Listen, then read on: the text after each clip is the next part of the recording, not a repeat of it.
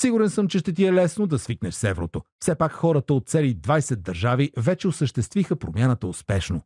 Месеци преди въвеждането му навсякъде по етикети и уебсайтове ще виждаш цените изписани и в двете валути и това ще продължи поне година.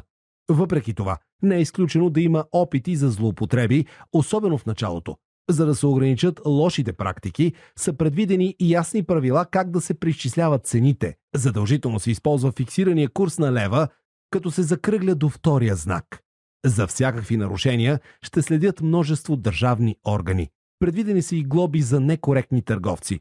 А ако се усъмниш в злоупотреба, и ти ще можеш да сигнализираш. Жалбите ще се подават основно към Комисията за защита на потребителите, но специално по темата за еврото ще бъдат създадени и сайт и телефонна линия. Там също ще може да се подават сигнали.